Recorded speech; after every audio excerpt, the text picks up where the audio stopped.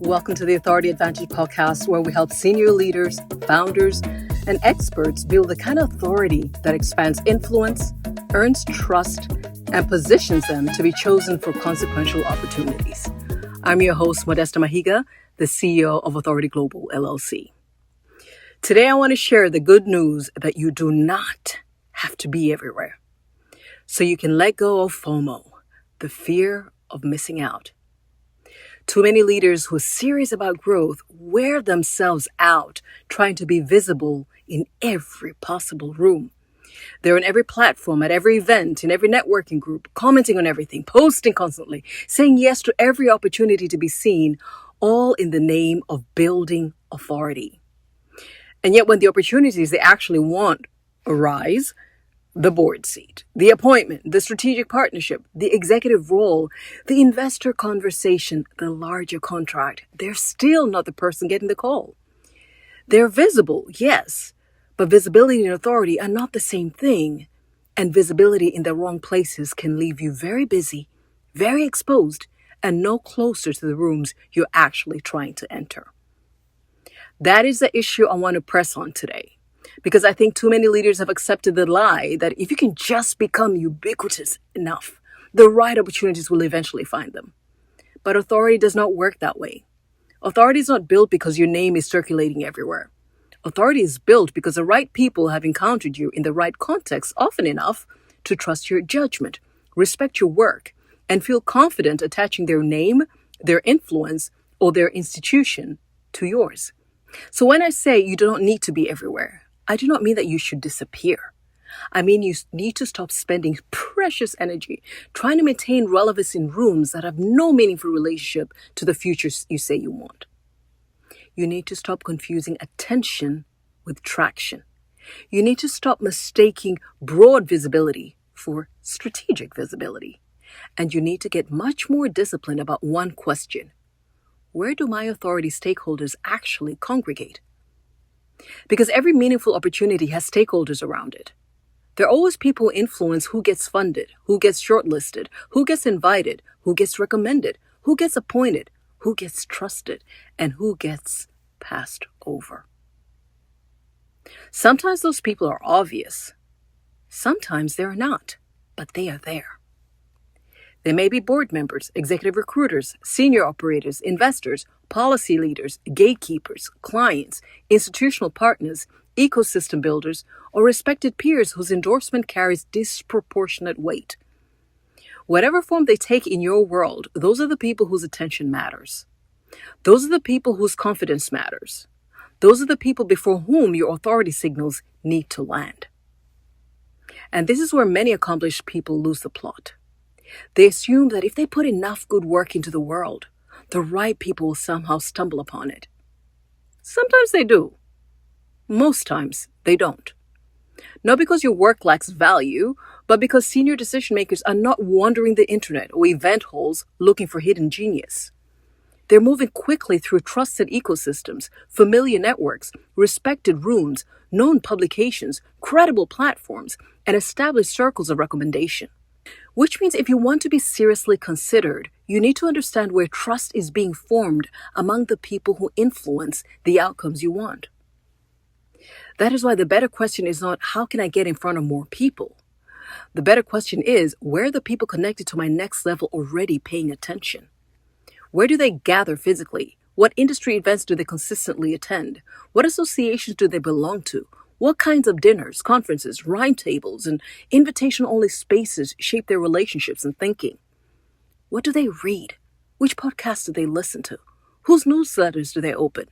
What LinkedIn conversations do they respect enough to pause for? What do they go to learn, to assess, to test ideas, to notice talent, and to decide who feels credible? Because once you know where your authority stakeholders congregate, your job changes. You're no longer trying to be visible everywhere. You're trying to leave authority signals where they're most likely to matter. Now, let me be clear about what I mean by authority signals. I'm not talking about noise. I'm not talking about self-promotion for the sake of optics. I'm talking about visible evidence of sound judgment, credible thinking, relevant expertise, consistency, generosity, strategic clarity, and trusted execution. I'm talking about the kinds of signals that help someone conclude, this person understands the terrain. This person can be trusted with complexity. This person has substance. This person is worth taking seriously. Sometimes that signal is a strong article in a publication your stakeholders actually read. Sometimes it's a thoughtful presence at an industry convening where the right people can observe how you think and how you carry yourself.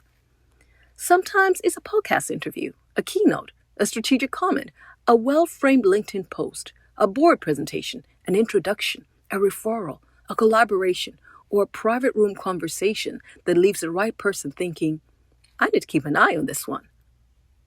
The form matters less than the placement. And this is the part many people resist because strategic placement requires restraint. It requires you to accept that not every room deserves your energy. Not every audience deserves your best thinking. Not every invitation is strategic. Not every platform is necessary. Not every visibility opportunity is an authority opportunity. Some things are simply distractions dressed up as momentum. So how do you actually do this? First, get painfully honest about the opportunities you want. Not the vague, polite version. The real version.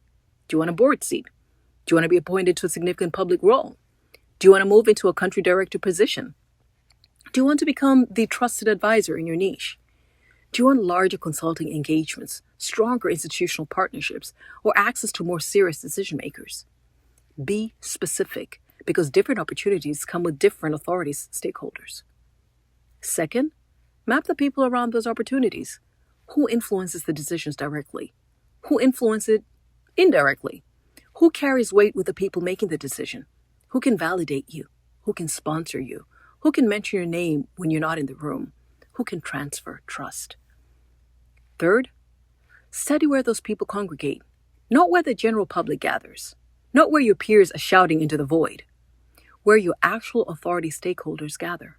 The rooms they trust, the publications they respect, the events they repeatedly attend, the communities that shape their perception, the platforms where they're open to being influenced. And then start leaving authority signals there with consistency and discipline. Show up where it matters, publish where it matters, speak where it matters, build relationships where it matters, contribute where it matters. Let people see your thinking in the contexts that are connected to the outcomes you want. Over time, repeated exposure in the right environments does what random visibility never can. It builds familiarity with substance. It builds confidence in context. It makes your name easier to endorse when the moment comes. That is really the point of this entire conversation. You do not need more visibility for the sake of visibility. You need relevant visibility before the people who can materially influence your future. You do not need to be everywhere. You need to be in the right places long enough, thoughtfully enough, and credibly enough that when your name comes up, it does not feel random. It feels earned. It feels familiar. It feels safe to back. So here's the question I want to leave you with today. If the next major opportunity you want opened tomorrow, where would the people deciding it have encountered you today? Would they have seen your work in rooms they respect? Would they know you're thinking in a meaningful way? Would they have any basis for trusting your judgment? Or have you simply been working very hard to be visible in places that have nothing to do with your next level? If you do not know the answer to that, that is exactly the kind of thing we work on through the Executive Authority Diagnostic. We identify the authority stakeholders connected to the opportunities you want, assess the signals you are currently sending, and build a strategy for helping the right people encounter the right evidence of your authority in the right places. If that is a conversation you need, I invite you to book your Executive Authority Diagnostic through the link below. I'm Modesta Mahiga. This is the Authority Advantage Podcast. And until next time, remember this: visibility is table stakes. Authority wins.